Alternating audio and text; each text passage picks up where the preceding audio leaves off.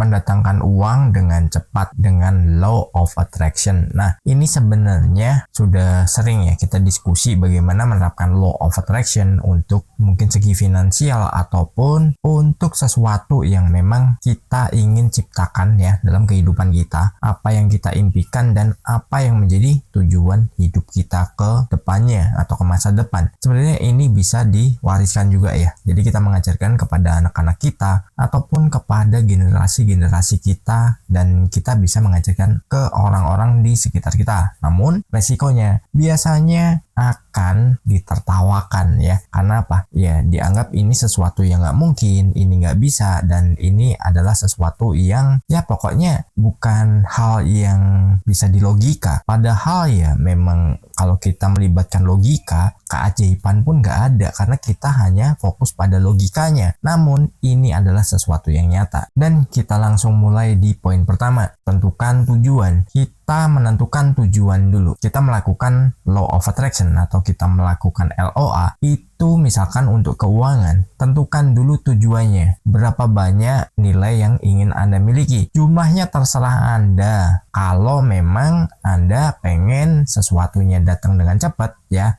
maksudnya nilai uang yang Anda inginkan itu datangnya dengan cepat, maka Anda secara realistis saja mungkin bisa dari berapa penghasilan Anda itu kalikan 2. Misalkan nih Anda gajinya nih 3 juta tiap bulan. Nah, Anda bisa kalikan 2. Namun jangan pikirkan sumbernya dari mana. Ketika Anda sudah memiliki tujuan untuk memiliki penghasilan 6 juta itu, jangan pernah Anda nanti bingung siapa yang kasih, terus siapa yang mau transferin, siapa yang mau berikan uang segitu, apa iya bisa naik gaji, atau mungkin apa iya usahanya bisa ada orderan yang nilainya segitu gede. Itu nggak boleh ya. Jadi kita hanya berpikir aja nilainya aja. Jadi bukan nanti Anda berpikirnya wah ini harusnya udah dapat. Jangan nanti Anda berpikirnya datang dari mana, siapa kasih. Nah itu nggak boleh.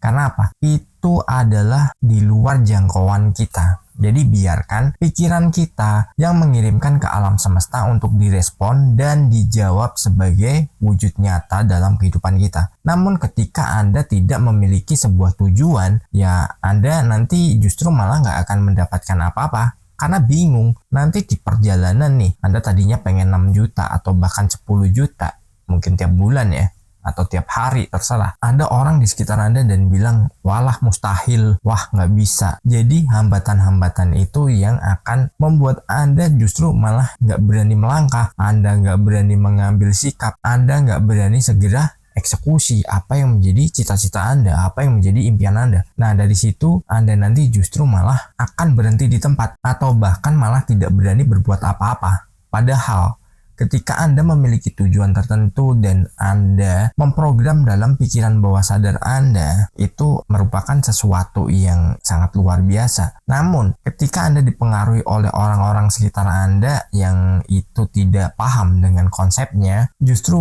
untuk bermimpi aja nggak berani, untuk memiliki impian aja nggak berani. Padahal impian ini gratis. Anda memiliki impian dan Anda nggak memiliki impian, sama-sama capek kan. Misal Anda jualan kopi, Anda memiliki impian bahwa Anda punya banyak cabang ya, mungkin puluhan cabang ya, mungkin sehari lah satu outlet itu setornya 100.000, kalikan misalkan 10 per hari, Anda sudah dapat 1 juta. Terus lagi itu dikalikan dalam waktu sebulan, ini bersih yang kita hitung ya. Capeknya kan sama, Anda tetap buat kopi, Anda mungkin nanti juga punya cabang yang 10 tempat ya, 10 outlet. Dan dari situ ketika Anda nggak berani memiliki impian, Anda nggak punya tujuan, ya mungkin hasilnya beda-beda. Karena apa? Nggak ada targetnya. Tapi ketika itu ada targetnya, Anda akan termotivasi dan Anda akan semakin melangkah. Anda akan semakin berani untuk mengambil setiap peluang. Contoh halnya gini, ketika Anda nih mungkin ditertawakan orang, mana mungkin, mana bisa. Karena apa? Orang ini rata-rata nggak melihat prosesnya. Orang nggak melihat bagaimana konsepnya yang Anda kembangkan, apa yang Anda pikirkan. Mereka nggak peduli. Namun, mereka hanya peduli pada hasil akhirnya. Ketika Anda nanti sudah berhasil berhasil nih. Ternyata target Anda 30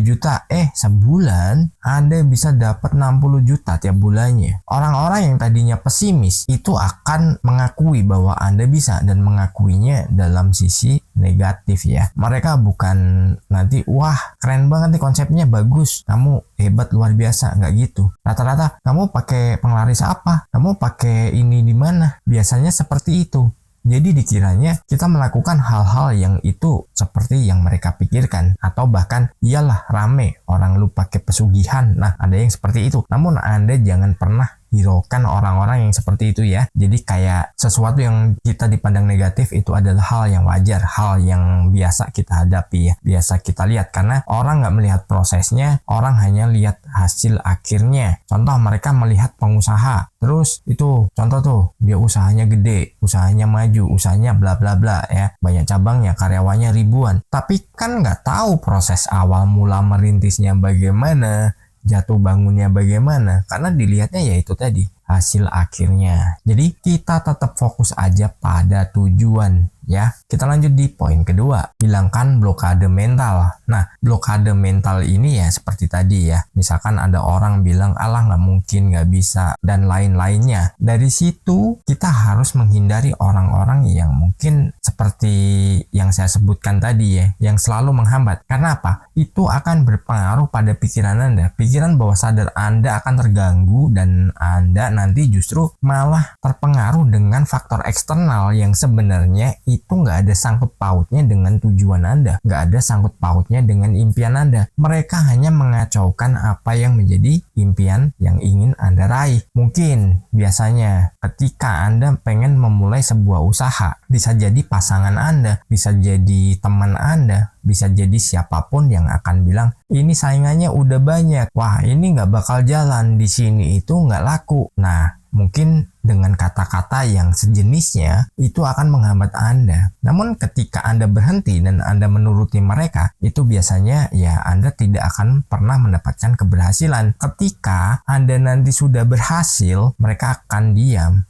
Namun ketika ternyata Anda sedang mengalami seleksi ya, Anda belum berhasil ya. Belum berhasil loh ya, bukan gagal ya. Belum berhasil karena Anda harus inovatif. Mereka pasti akan menghakimi Anda. Bener kan yang gue bilang, lu nggak bakal bisa maju, lu nggak bakal usaha ini jalan karena di sini nggak laku, di sini nggak bakal rame. Ketika Anda terprogram dengan mereka, wah iya ya, tahu gitu kemarin nggak usah buka aja. Anda tidak pernah melakukan evaluasi. Kenapa sih bisa begini? Mungkin dari harganya, mungkin dari konsepnya, mungkin dari lokasinya yang kurang pas. Nah, dari situ ketika Anda nanti terjebak dengan omongan-omongan orang seperti itu, Anda menciptakan yang namanya mental block. Nah, ketika mental block ini udah kebentuk, selamanya Anda akan seperti itu. Dan Anda akan bergantung dengan omongan orang yang belum tentu itu benar. Belum tentu itu juga akan membuat Anda nanti berhasil. Toh kalau misalkan ada yang seperti itu, coba tanyakan, ya udah mesti gimana? Kasih saran atau kasih masukan, usaha yang buka dan dengan modal yang seadanya, yang itu rame dan langsung laris menghasilkan uang. Bisa nggak mereka jawab? Pasti mereka akan berdalih dengan alasan-alasan tertentu yang biar mereka bebas dari tanggung jawabnya apa yang diomongin tadi. Jadi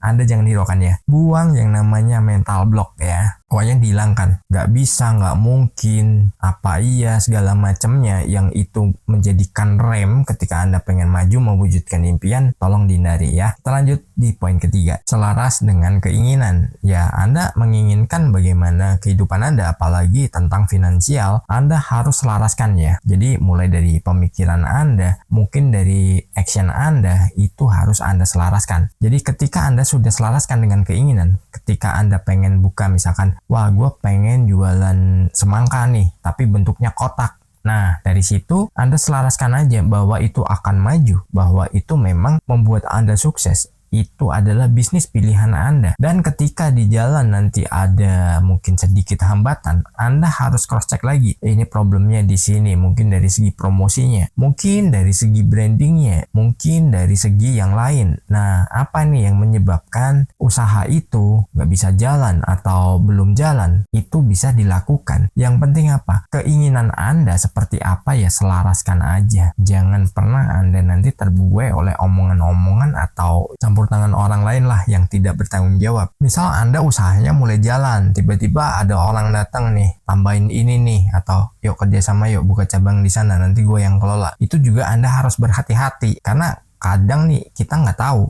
orang itu bagaimana dan di lapangannya bagaimana. Anda harus benar-benar terapkan apa yang menjadi keinginan, apa yang menjadi tujuan hidup Anda, dan sukses berkelimpahan. Di layar kecil ku temukan channel yang beri harapan.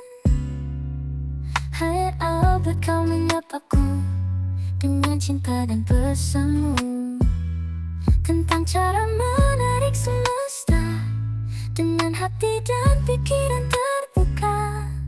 Kau ajarkan hukum tarikan.